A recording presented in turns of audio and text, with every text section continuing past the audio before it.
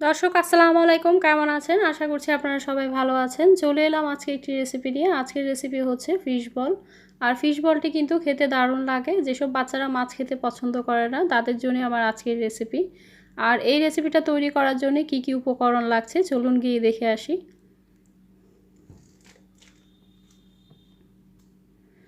প্রথমে আমি এখানে একটা বাটি নিয়ে নিয়েছি আর বাটির মধ্যে 3 টুকরো পাউরুটি নিয়ে নিলাম। পাউরুটিটাকে আমি পানি দিয়ে ভিজিয়ে রাখবো 1 মিনিটের জন্য।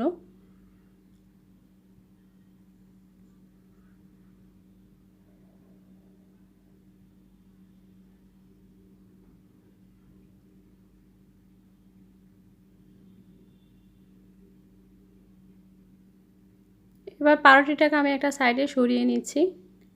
এখানে আমি আরেকটা বাটি নিয়ে নিলাম।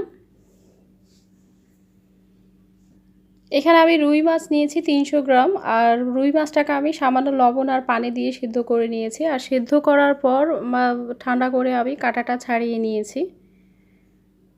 পাউরুটির যে সাইডের অংশগুলো আপনারা দেখতে পাচ্ছেন সেগুলো আমি তুলে নিচ্ছি। আর এই সাইডের অংশগুলো আমি ব্যবহার করব না।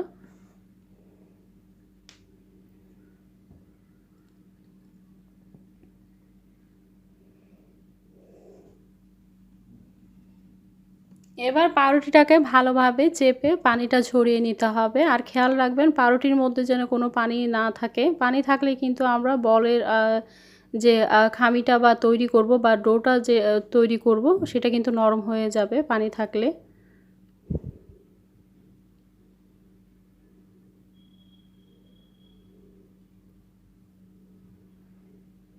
হাফ টেবিল চামচ দিয়ে দিচ্ছি আমি গোলমরিচের গুঁড়া।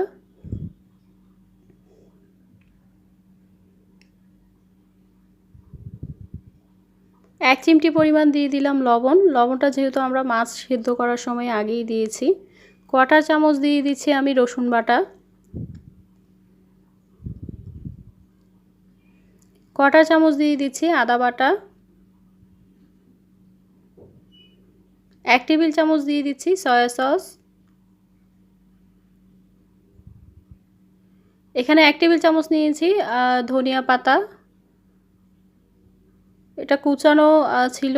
আর এখানে 3টা কাঁচামরিচ আমি কুচি করে নিয়েছি।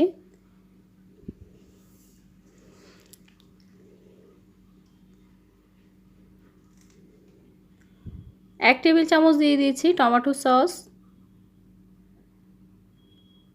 সমস্ত উপকরণ দেওয়া হয়ে গেছে। এবার হাত দিয়ে ভালোভাবে মাখিয়ে নিতে হবে।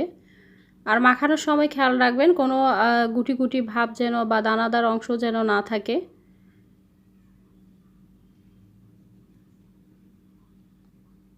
মাখানো হয়ে গেছে। মেখে এটাকে আমি 10 মিনিটের জন্য রেখে দিয়েছি। ফিরে আসলাম 10 মিনিট পরে। হাতে একটু তেল লাগিয়ে নিলাম।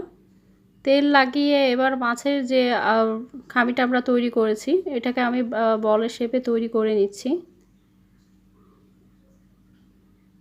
বলটাকে চাইলে আপনারা একটু ছোট বড় করেও তৈরি করে নিতে পারবেন। আর এইভাবেই সবগুলো বল আমি তৈরি করে নিচ্ছি।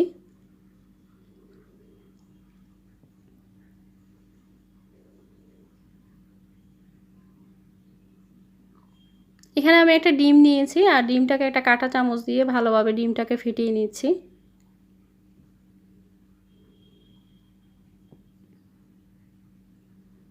এবার কোটিং করার পালা। এখানে আমি কিছু শাসলিকের কাঠি নিয়েছি। কাঠিটাকে আমি 20 মিনিট আগে পানিতে ভিজিয়ে দিয়েছি, কারণ যেহেতু আমরা তেলে ভাজার সময় কাঠিগুলো যেন পুড়ে না যায়। এবার কাঠির মধ্যে এক এক করে মাছের বলগুলো আমি গেঁথে দিচ্ছি।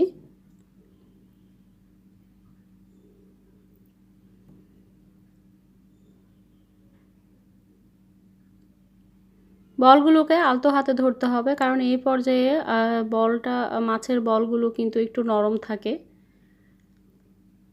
আমি 3 টুকরো পাউরুটি ব্যবহার করেছি। যদি আপনাদের মনে হয় যে মাছের যে খামিটা আছে সেটা একটু নরম লাগছে, তখন আপনারা এই পর্যায়ে কিন্তু আরও কিছু পাউরুটি দিয়ে আপনারা মেখে নিতে পারেন। এবার মাছের বলগুলো গাঁথা হয়ে গেছে। এবার ডিমে আমি ভালোভাবে ডুবিয়ে নিচ্ছি। কাঠিটা ঘুরানোর সময় যদি কোনো সমস্যা হয় তাহলে আপনারা একটা চামচ দিয়েও কিন্তু ডিমের যে মিশ্রণটা এটা বলের উপরে দিয়ে দিতে পারেন।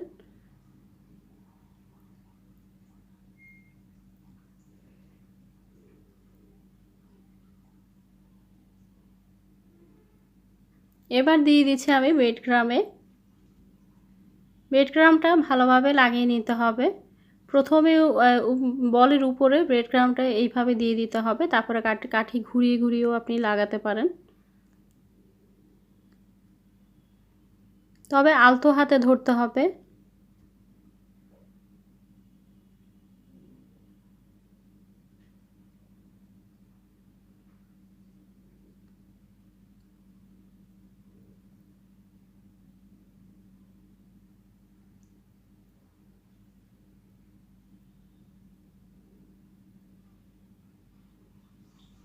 এবার তৈরি হয়ে গেছে আমার বলগুলো, সবগুলো বল আমার তৈরি করা হয়ে গেছে। এখন আমি তেলে ভেজে দিচ্ছি। একটা হাঁড়িতে আমি পর্যাপ্ত পরিমাণ তেল দিয়ে দিয়েছি, যেহেতু আমি ডিপ ফ্রাই করব।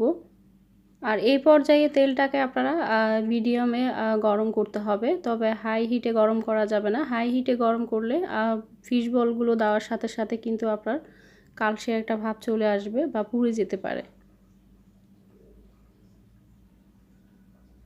ফিশ বলগুলো ভাজার সময় আপনারা চুলার আঁচটা লো রাখতে হবে।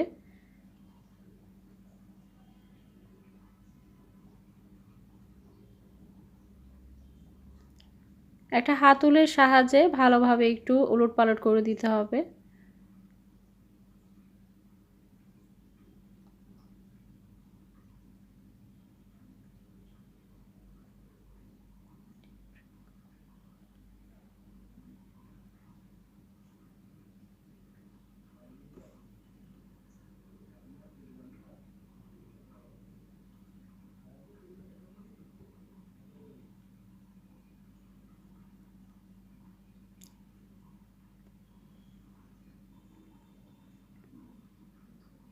ফিশ বলগুলো আমার তৈরি হয়ে গেল। এবার আমি তেলটা ঝরিয়ে তুলে নিচ্ছি।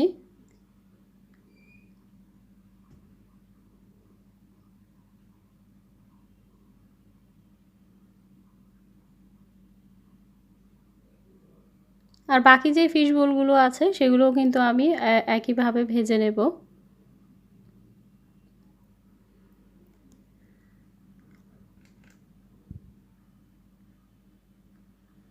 দর্শক, তৈরি হয়ে গেল আমার ফিশ বল। আশা করছি আপনাদের সবারই ভালো লাগবে, আর ভালো লাগলে অবশ্যই কমেন্ট করে জানাবেন কেমন হয়েছে। আর ফিশ বলগুলো আমি তুলে দেখাচ্ছি আপনাদেরকে। আজকের মতো বিদায় নিচ্ছি। আল্লাহ হাফেজ।